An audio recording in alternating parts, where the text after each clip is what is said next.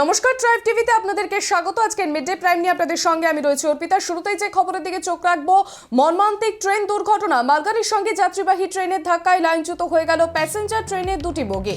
ঘটনায় আহত কমপক্ষে 50 জন। তবে শেষ পাওয়া খবর পর্যন্ত এখনো পর্যন্ত কোনো মৃত্যুর খবর মেলেনি। বুধবার সকালে দুর্ঘটনাটি ঘটেছে মহারাষ্ট্রের গোন্দিয়া শহরের কাছে। প্রাথমিকভাবে মনে করা হচ্ছে সঠিক সিগন্যাল না পাওয়ার কারণে এই দুর্ঘটনা। ভাগত কি কোঠি নামে যাত্রীবাহী ট্রেনটি একই লাইনে চলে আসা একটি মালগাড়িকে ধাক্কা মারলে এই দুর্ঘটনাটি ঘটে।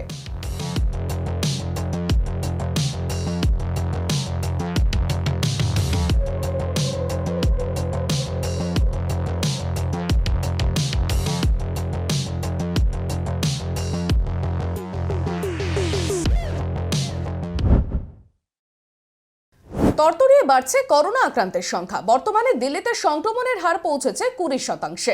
রাজ্যের সংক্রমণ বাড়তেই ফের টিকাকরণের ওপরেই জোর দেওয়ার কথা বললেন উপমুখ্যমন্ত্রী মনীষ সিসোদিয়া। তিনি জানান, করোনা আক্রান্ত হয়ে যারা বর্তমানে হাসপাতালে ভর্তি হচ্ছেন তাদের মধ্যে কেবল 10%ই করোনার বুস্টার ডোজ নিয়েছেন। দুটি টিকা প্রাপ্তদের তুলনায় বুস্টার ডোজ নিয়েছেন যারা, তারা অধিক সুরক্ষিত বলেই জানান তিনি।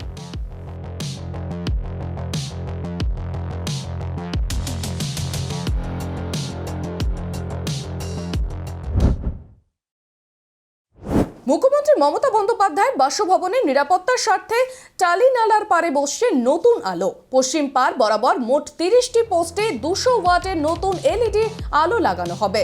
ফলে রাতেও টালি নালা এবং মুখ্যমন্ত্রীর বাড়ির আশেপাশে আলো ঝলমল করবে। রাতের দিকে কেউ মুখ্যমন্ত্রীর বাড়ির দিকে যাওয়ার চেষ্টা করলে সহজেই নিরাপত্তা রক্ষীদের নজরে পড়বে। সিসিটিভি ক্যামেরাতেও নজরদারি চালাতে সুবিধা হবে।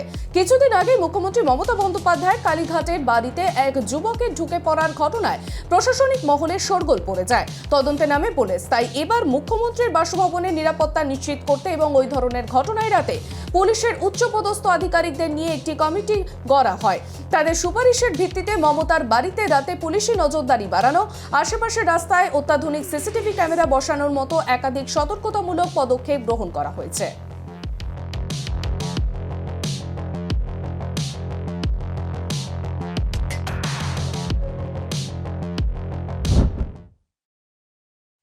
তৃণমূলের সর্বভারতীয় সাধারণ সম্পাদক অভিষেক বন্দ্যোপাধ্যায়ের সঙ্গে দেখা করতে চেয়ে তার দফতরের সামনে বিক্ষোভ দেখিয়েছিলেন টেট প্রার্থীরা। বুধবার সেই বিক্ষোভকারী প্রার্থীদের সঙ্গে দেখা করবেন রাজ্যের শিক্ষামন্ত্রী ব্রাত্য বসু। বুধবার দুপুর 2টোয় নিজের দফতর বিকাশ ভবনে কথা বলবেন তিনি। ব্রাত্য বসুর সঙ্গে দেখা করতে যাবে টেট চাকরি প্রার্থীদের 6 জনের প্রতিনিধি দল। গত শুক্রবার তাদের সময় দেওয়া হয়েছিল, কিন্তু ওই দিন দলীয় বৈঠকের কারণে সময় দিতে পারেননি ব্রাত্য বসু। পরে ফোন করে নতুন করে বুধবার সময় দেওয়া হয়।